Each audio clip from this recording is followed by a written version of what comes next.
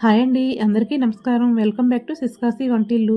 పచ్చి కొబ్బరితో చాలా రకాల వంటలు చేసే ఉంటారు కదా! ఒకసారి పచ్చి కొబ్బరితో కారం పొడి ఎలా తయారు చేయాలో చూడండి. ఈ కొబ్బరి కారం వేడి వేడి అన్నంలో నెయ్యి వేసుకొని తింటే గనుక చాలా టేస్టీగా ఉంటుంది. అలాగే ఇడ్లీ, దోసలకు కూడా బావుంటుంది. టేస్టీ కొబ్బరి కారం తయారు చేయడానికి ముందుగా స్టవ్ పైన అడుగు మందంగా ఉండే ఒక కడాయి పెట్టుకొని, ఒక అర స్పూన్ మాత్రమే ఆయిల్ వేసుకొని, ఒక టేబుల్ స్పూన్ పచ్చిశనగపప్పు, ఒక టేబుల్ స్పూన్ మినపప్పు వేసుకొని వేయించుకోవాలి.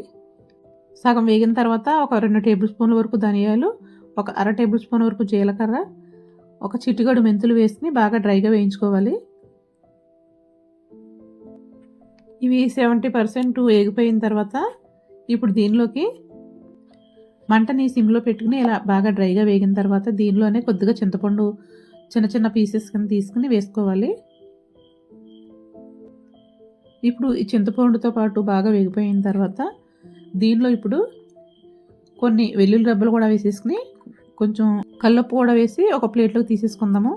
ఇప్పుడు ఒక అర టీ స్పూన్ వరకు ఆయిల్ వేసుకుని ఒక 20 వరకు ఎండుమిర్చి, అలాగే ఒక గుప్పుడు వరకు కడిగి ఆరబెట్టుకుని కరివేపాకు వేసుకుని డ్రైగా వేయించుకోవాలి. అవి వేగిపోయిన తర్వాత ఒక 2 టేబుల్ స్పూన్ల వరకు నువ్వులు వేసుకుని ఒక్క నిమిషం పాటు వేయించుకుంటే సరిపోతుంది. ఆ వేడికి వేగిపోతాయన్నమాట.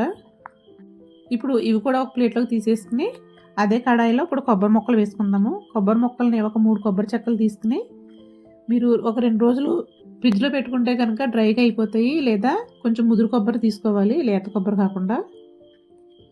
వీటిని ఇలా చిన్న చిన్న పీసెస్ కింద కట్ చేసుకుని డ్రైగా, ఇంకా ఆయిల్ ఏమి వేయక్కర్లేదు, డ్రైగా వేయించుకోవాలి. నేను కొబ్బరి సెలను కూడా తీసేసి ఇలా ముక్కల కింద కోసుకున్నాను. కొంచెం డ్రైగా వేయించుకోవాలన్నమాట. మనం కారం పొడి కాబట్టి నిల్వ ఉండాలి కదా. ఈ విధంగా వేగిపోయిన తర్వాత స్టవ్ ఆపేసుకుందాము. అన్నీ పూర్తిగా చల్లారిన తర్వాత మాత్రమే గ్రైండ్ చేసుకోవాలి. ఎందుకంటే కొబ్బరిలో ఆయిల్ ఉంటుంది కాబట్టి వేడివేడిగా ఆడితే కనుక కొంచెం మనకి ఆయిల్లో వచ్చేస్తుంది అన్నమాట. ముందు పప్పులన్నీ వేసుకుని గ్రైండ్ చేసుకోవాలి. ఇవి కొంచెం బాగా మెత్తగా అవ్విన తర్వాత కొబ్బరి ముక్కలు కూడా వేసేసుకుని గ్రైండ్ చేసుకుందాము. ఇప్పుడు మొత్తం అంతా ఒక ప్లేట్లోకి వేసేసుకుని ఇప్పుడు దీన్ని చిన్న తాలింపు పెట్టుకోవాలి. మనకి నిల్వ ఉంటుంది కదా, చూడండి ఎంత పొడి పొడిగా వచ్చిందో. అసలు ముద్దలాగా అసలు రాదు మనం చేసిన ప్రాసెస్లో చేస్తే కనుక. ఇప్పుడు స్టవ్ పైన ఒక టీ స్పూన్ వరకు ఆయిల్ వేసుకుని ఒక 4 వెల్లుల్లి రెబ్బలు వేసుకుని క్రష్ చేసుకుని వేసుకోవాలి. వెల్లుల్లి రెబ్బలు, కొద్దిగా ఆవాలు, జీలకర్ర వేసుకోవాలి. కొంచెం కరివేపాకు, ఒక 2 ఎండుమిరపకాయలు వేసుకుని తాలింపు వేగిన తర్వాత ఈ కొబ్బరి పొడి వేసేసుకోవాలి. ఈ కొబ్బరి పొడి వేసి ఒక 5 నిమిషాలు వేయించుకుంటే కనుక మంటను సిమ్లో పెట్టుకుని తాలింపు ఫ్లేవర్ అంతా పడుతుంది, మనకి నిల్వ ఉంటుందన్నమాట.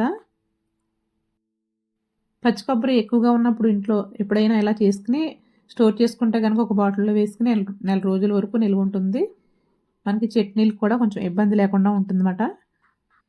నచ్చితే ట్రై చేయండి. వీడియో నచ్చితే కనుక లైక్ చేసి సపోర్ట్ చేయండి. మోర్ వీడియోస్ కోసం please subscribe. Thank you for watching.